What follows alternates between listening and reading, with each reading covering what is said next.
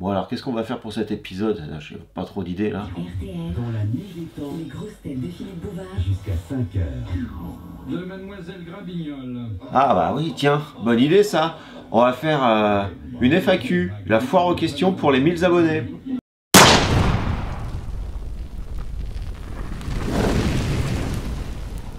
Bonjour et bienvenue dans mon bureau. Donc je suis assez content de faire cette vidéo. Au début je voulais la faire en live. Mais je ne peux pas encore le faire de live en direct. Donc cette vidéo est pour les 1000 abonnés. Les 1000 abonnés qui vont nous débloquer pas mal de services sur YouTube, ce qui m'intéressait. Et pour vous remercier, je voulais faire une petite réponse généralisée aux toutes les questions qu'on a pu me poser en commentaire. Donc j'ai récupéré toutes les questions et on va passer maintenant aux réponses. Donc déjà pour commencer, pour tout ce qui va être question sur les calibres, tout ce qui va être donc sur le diamètre des cartouches et ainsi de suite, hors cartouche de chasse, il y a la dernière vidéo que j'ai faite qui a priori a bien plu. Donc je vous la mets en lien ici. Regardez aussi les commentaires parce qu'il y a beaucoup de réponses de gens qui s'y connaissent vraiment bien, qui ont répondu sur les centièmes, les millièmes de précision sur le calibre 12 pour le 12 gauge que je expliquerai dans une vidéo spécifique canon lisse en fait. Voilà.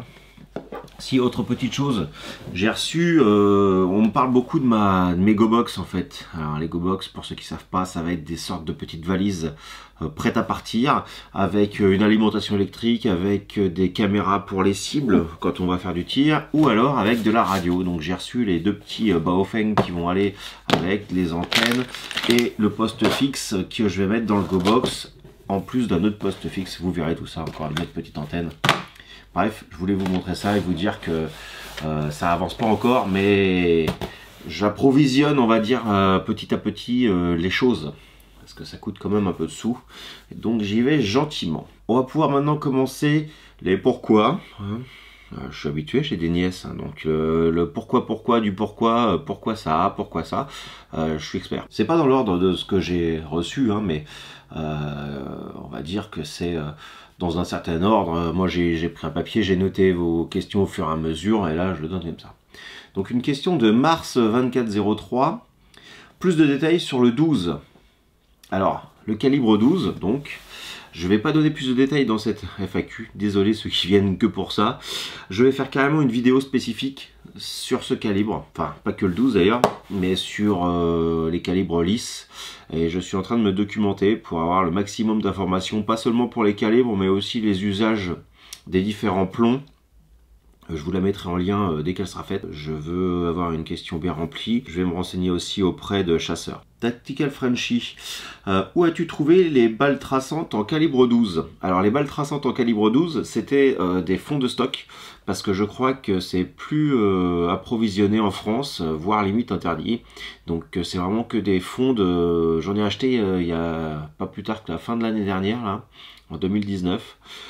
Parce que je suis allé chez un armurier en pleine campagne et il avait 2 boîtes, donc j'ai pris les 2 boîtes. Et le prix encore en francs pour vous dire dessus, donc elle date pas d'hier. Elle fonctionne pas toutes à 50 mètres, hein. Faut aller un peu plus loin, c'est plus pour du 100 mètres, hein, pour qu'on voit bien le traçant, faut que le temps que ça s'allume. Alors on arrive sur pas mal de questions de la même personne, j'en ai plusieurs comme ça qui vont poser plusieurs questions. Donc ça ressemble vraiment pour le coup aux grosses têtes. Question d'Argos, d'Ariège. La différence entre les grains et les grammes. Donc la différence, c'est une unité de mesure. Clairement, je travaille, comme je l'ai dit dans cette vidéo aussi, je travaille en grains car c'est plus précis. Dans le sens où on se fait pas chier avec une virgule. Au lieu de dire par exemple, voilà, pour une précision vraiment pour donner un grain ce que ça donne, 0,006 grammes, donc déjà là on est précis là, et ben ça fait 1 grain. C'est-à-dire que si je dis, tiens, ma dose elle fait 10 grains, on est précis, 3 chiffres derrière la virgule. Alors sinon tu vas être obligé de dire, alors moi je mets 2 grammes, 253, voilà, pourquoi se faire chier avec autant de chiffres derrière la virgule? Les balances sont pas toujours très précises à ce niveau là, alors que si tu pars directement sur le grain, c'est plus précis, c'est plus simple de se rappeler aussi, il n'y a pas de virgule, quelque chose. Tu dis directement, je recharge à 30 grains, je recharge à 26 grains, hop, c'est un chiffre rond. C'est, je pense, pour l'échange plus simple.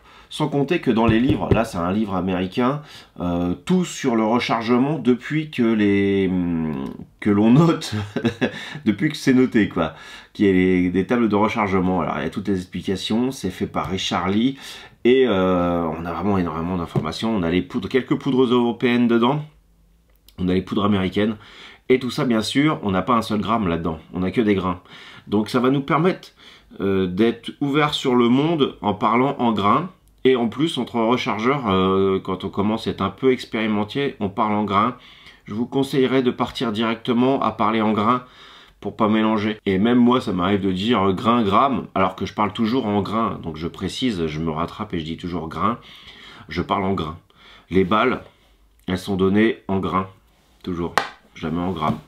Alors après, de se taper la conversion à chaque fois, je pense que c'est un peu dommage. Question toujours d'Argos. Poudre noire ou sans fumée? Quelle est la différence? Et ben, la poudre noire, c'est la première qui est arrivée. Ça a été inventé par les Chinois, je crois, pour faire des feux d'artifice, hein, clairement. Elle fait beaucoup de fumée. D'où le nom de la deuxième poudre qui s'appelle poudre sans fumée. C'est une poudre plus moderne et qui fait moins de fumée à partir d'autres matières.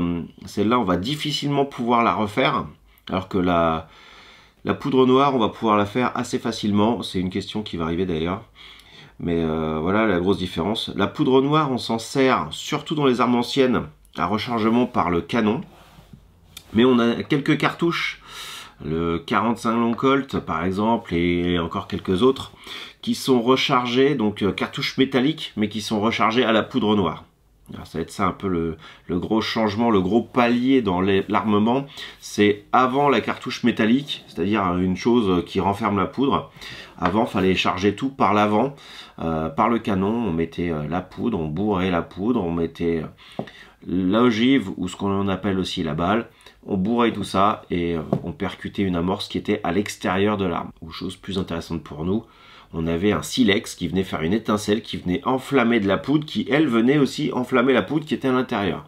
Voilà, c'est un peu compliqué, mais je vous montrerai tout ça dans une vidéo un peu plus poudre noire. J'ai deux, trois potes qui sont bien calés là-dessus et qui ont suffisamment d'armes différentes pour pouvoir nous montrer tout ça. Une balle est-elle étanche?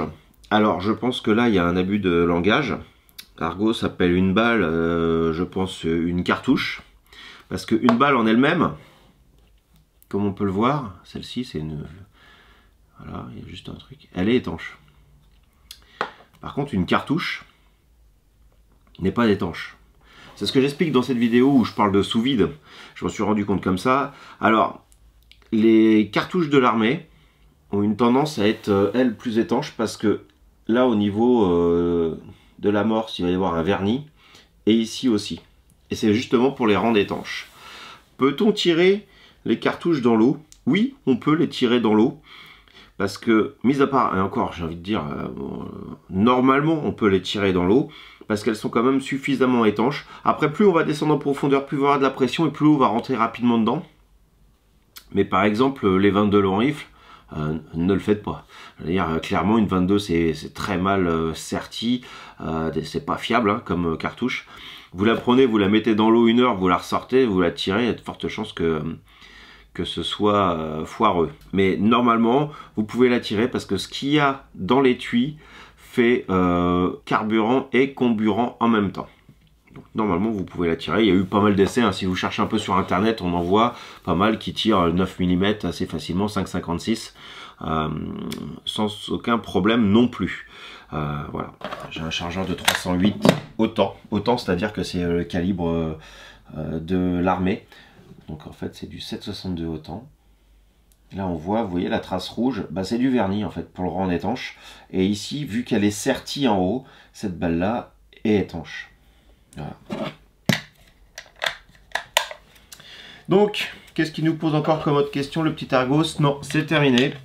Donc j'espère avoir répondu à tes questions. Si tu en as d'autres, surtout n'hésite pas parce que ce sont des bonnes questions. Fab 911, moi aussi j'aime bien les Porsche. Le type d'ogive pour le même poids est-il important quand on recharge? Ce qu'il entend par là, c'est les différences entre une full metal jacket, entre une tête creuse, en gros, entre du plomb pur et une avec du plomb, enfin, et une avec du cuivre autour. Oui, ça a une importance. Moindre, mais ça a une importance quand même. Parce que la réaction et le frottement avec le canon te fait plus ou moins monter la pression dans ta cartouche. Donc ça, voilà, il y a quand même quelque chose, il y a quand même un changement.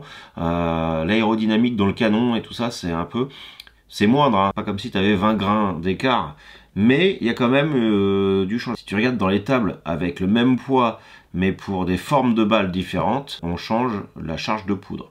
De quelques grains, hein, mais quand même. Donc moi je te conseillerais de prendre le bas de la table jusqu'à la moitié. Généralement jusqu'à la moitié de la table t'as aucun risque. Et ensuite tu augmentes, tu fais des paliers et à chaque fois que tu tires une cartouche, tu regardes ta douille, ton étui. S'il n'y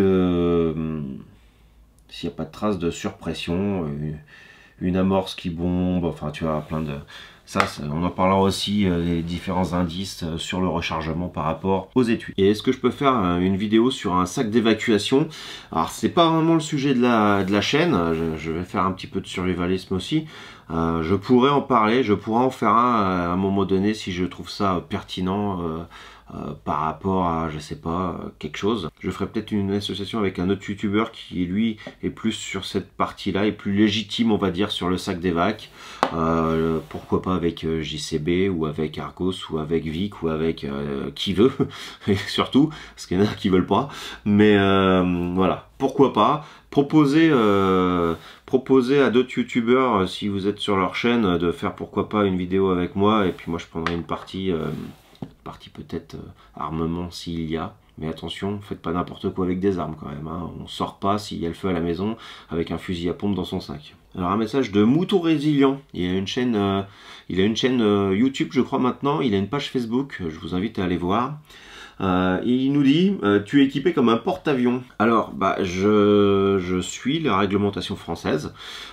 J'ai pas encore 12 armes de catégorie B. Catégorie B c'est souvent les armes de poing ou enfin, les catégories, je vous ferai une vidéo dessus, c'est assez spécifique. Donc je suis la réglementation, ni plus ni moins. Et les catégories C, on peut en avoir autant qu'on veut, donc ça c'est assez facile. Voilà, alors là c'est pas évident le nom. Youpopop, voilà, bon bref, ça doit être un beau petit pseudo. Comptez-vous faire une liste de nécessaires à avoir absolument pour le rechargement des calibres les plus courants, plus loin, sans électricité? Alors déjà, pour le rechargement, on n'a pas besoin d'électricité. Et je suis en train de travailler sur une vidéo pour faire le rechargement en bivouac même. C'est-à-dire vraiment sans établi, sans être spécialement bien posé, mais pouvoir faire du rechargement. J'ai préparé 2-3 trucs et je vais demander à quelqu'un qui fait du bivouac de m'aider un peu sur ce côté-là. On va aller loin, hein, quitte à couler les balles et à recharger vraiment tout sur place. Alors, Emric me demande si je peux faire un panier de survie à moins de 100 € pour les petits budgets. Ça c'est par rapport à mes vidéos shopping survie. Je vous en mets une là si vous voulez aller voir. Après ça marche bien, quand je vois le nombre de vues j'hallucine. Je pourrais faire une vidéo en parallèle de ces vidéos là où je me mets un budget et dans le magasin je vais essayer de trouver on va dire les ustensiles, les équipements qui peuvent nous intéresser. Dites-moi si ça vous intéresse dans les commentaires, je pourrais faire ça. Lisa nous pose plusieurs questions. Alors, Lisa me dit, pourquoi vous dites que l'on ne peut pas recharger le 22 long rifle alors que j'ai vu des gars le faire? Effectivement, le 22 long rifle, je dis que l'on ne peut pas le faire parce que plusieurs choses. Déjà côté financier, ça vaut absolument pas le coup, mais ça encore, presque du 9 mm, parfois ça vaut pas le coup non plus. Mais je le fais quand même. Mais le 22 déjà, on trouve pas les balles. Il faudrait couler nos propres balles, tout ça. Bon, c'est pas le problème, hein, on le fait aussi. Mais recharger, si vous voulez, au cul de la 22, c'est pas une amorce que l'on retire. Il faudrait reformer le 22, c'est ce qu'on appelle de la percussion annulaire. C'est-à-dire que l'on percute autour du culot. Et c'est ça qui va déclencher. Il faudrait reformer le truc et pas taper au même endroit. C'est déjà une cartouche qui est pas très fiable. Je veux dire, là, on rajoute encore des problèmes. Et pour 5 balles, voire moins, si on achète en gros, on a 50 cartouches. On peut stocker illimité parce qu'on n'a pas de quota. je ne trouve pas ça pertinent à recharger. Si je dois recharger quelque chose, parce qu'il n'y a plus rien nulle part, je rechargerai plutôt du 9 mm, avec de la poudre noire même s'il faut, mais je rechargerai du 9 mm. On a un autre pouvoir d'arrêt, on a une facilité de rechargement parce que les étuis, les outils, tout ça, c'est courant, on en a partout, plein de monde en a. Donc, c'est rechargeable déjà très difficilement parce qu'il n'y a rien d'accessible et c'est pas du tout rentable. Donc c'est pour ça que je dis on ne recharge pas. Autre question, j'ai vu également Vic recharger les amorces. Ça fonctionne sur quel type de munitions? Alors celle que Vic recharge, c'était pour du 12, calibre de chasse. Parce que ce sont des grosses amorces. Mais au final, ça peut marcher sur tous les calibres à amorce centrale. Sauf que c'est plus petit et c'est moins facile, mais c'est réalisable pour toutes ces cartouches-là. Quel est ton avis sur la fabrication de poudre noire? Ben, mon avis sur la fabrication de poudre noire, il faut déjà dès maintenant se renseigner comment ça marche.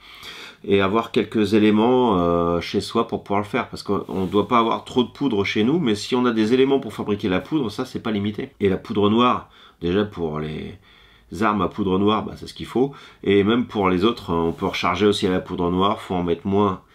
Faut faire gaffe parce que c'est très vif la poudre noire, mais on peut faire plein de choses. Donc c'est très pertinent pour moi de savoir faire de la poudre noire et de stocker des éléments pour faire de la poudre noire. Alors autre question qui m'a été posée plusieurs fois, combien de fois on peut recharger un étui?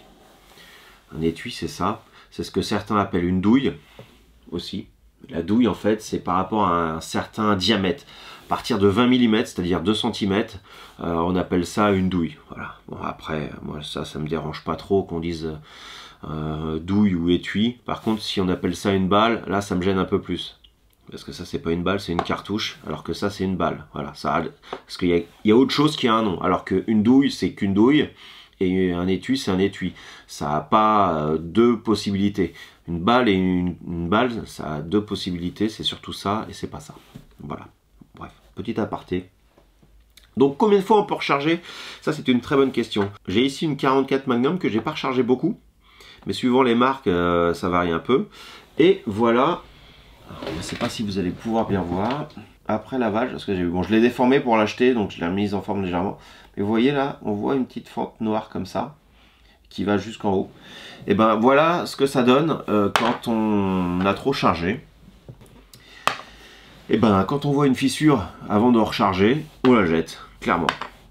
J'ai des 9 mm, j'ai arrêté de compter à 20. 20 fois j'ai rechargé. Il y a des calibres comme ça qui sont plus sensibles. Parce que en fait ce qui va définir la vitesse d'usure de l'étui, c'est la dose de poudre que l'on met dedans. Parce que plus ça va cogner, imaginez un peu un étui en pâte à modeler. Et à l'intérieur vous explosez quelque chose, ça va tasser la pâte à modeler sur les bords. Et donc l'étui a une tendance à se rallonger légèrement. On doit d'ailleurs vérifier ça, que ce soit jamais trop long. Et au fur et à mesure que ça se tasse, bah ça s'affine. Et quand c'est trop fin, et bah ça se fêle. Et tu dois le jeter.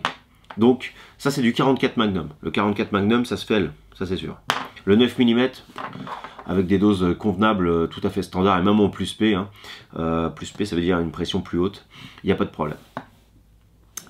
Pour ce qui est des étuis bouteilles. Bouteille parce que c'est une petite forme de bouteille avec un goulot. Et bien justement le collet c'est cette partie là, c'est là que ça va être un peu plus sensible parce que là-dedans généralement on met beaucoup plus de poudre et donc ça cogne plus fort et donc ça a une tendance à s'allonger plus. Celles-là on doit très souvent les contrôler en longueur parce que en changeant l'angle ici, en faisant comme ça rallonge. Et c'est le collet ici qui a une tendance à se fêler. Et ça faut regarder très précisément. Mais les étuis bouteilles vont être plus fragiles que les étuis droits. Mais sinon, tant que c'est pas fêlé, on peut y aller. Et même fêlé, du moment que ça n'a pas de déformation, si c'est légèrement fêlé au niveau de la balle, tu le mets dedans, tu risques d'avoir une différence en cible, par contre, hein, ça je dis pas, mais tu n'as aucun risque. Dans le sens où c'est, de toute manière, c'est pas l'étui qui tient l'explosion, c'est ta chambre qui retient l'explosion, clairement. L'étui, il est là pour faire une étanchéité, mais c'est la chambre de l'arme qui vient tenir l'explosion. Parce que d'ailleurs, c'est là où on voit dans les feux, si on a un feu chez nous, la cartouche va exploser, va faire champignon, et la balle va tomber 1 mètre ou 50 cm plus loin sans aucune force. Parce qu'il n'y a aucune retenue de l'étui. Vaut mieux éviter, si tu vois une fêlure, tu la jettes et puis c'est tout. Soit tu mets dans le marteau à inertie, tu récupères ta balle, ta poudre et ton amorce, soit tu jettes et puis basta. Une autre bonne question. Romain me demande, est-ce qu'il faut recalibrer forcément les balles plomb coulées? Les balles plomb coulées, c'est des balles que l'on fabrique nous-mêmes. Je vous mets une vidéo que j'ai faite là, en 357. Et en fait, voilà, les moules, ça dépend du moule. Le moule, lui, est très bien calibré, ce qui fait que tu prends le moule au calibre que tu veux. Ou alors, si tu veux avoir plus de précision, dans ce cas-là, tu prends un calibre un petit peu plus haut et tu recalibres à la presse, comme dans les vidéos du 357 que j'ai fait. Mais tu peux avoir des moules qui te sortent des balles déjà pile poil, tu mets ça dans ta cartouche et c'est nickel, effectivement. Chez Lee, ils ont des moules 6 balles, c'est juste génial, la vitesse où ça va, faut prendre ça. Et c'est pas cher en plus. En parlant de couler, il y a les armes et le rechargement 2 qui me demandent si je coule dans mon salon. Et non, je ne coule pas dans mon salon, je suis dans mon sous-sol. Sous-sol, mais avec une ventilation qui vient aspirer les gaz. Et il faut faire gaffe parce que le plomb, c'est très mauvais pour la santé, c'est volatile. D'ailleurs, c'est pour ça que ça risque d'être interdit à la chasse. Parce que ça donne saturnisme. Je crois que c'est quand tu deviens saturnin, ça. Et donc il faut masque à gaz, il faut bien se laver les mains après, ne pas boire, pas manger en même temps avec les choses qui sont aux alentours, parce que tu as des vapeurs de plomb partout. Donc non, je ne fais pas ça dans mon salon et je vous déconseille de le faire dans votre salon. Le mieux c'est en extérieur ou alors avec une hotte à l'intérieur et tu extrais ça à l'extérieur. Donc voilà, c'était tout pour ces petites questions. J'espère que ça n'a pas été trop long. N'hésitez pas à poser des questions dans les commentaires. Hein. J'irai regarder et puis je noterai pour la prochaine foire aux questions. Donc comme je disais, les vidéos bricolage vont arriver. Hein. Pour l'instant, je bricole encore. J'avance un peu sur, pareil, le thermostat pour mon four à plomb, tout ça. Donc ne vous en faites pas, ça avance, mais j'y vais doucement. J'ai fait ma première vidéo de série débutant pour tout ce qui va être calibre d'armes de poing et d'épaule. Il va y avoir le lisse aussi. C'est surtout les chasseurs que ça va intéresser, puis un peu les survivalistes. Et je vais continuer comme ça à essayer de vulgariser un petit peu des termes techniques, un jargon technique assez compliqué. Donc voilà, si vous avez des questions ou des envies pour les vidéos, n'hésitez pas à les poser en bas, à me dire tiens il me faudrait ça comme vidéo, hein, comme là ce que j'ai eu dans les questions pour les paniers à moins de 100 €, les choses comme ça. Tout ça ce sont des idées de vidéos que je note et que je garde pour plus tard. Donc abonnez-vous et à bientôt pour de nouvelles aventures.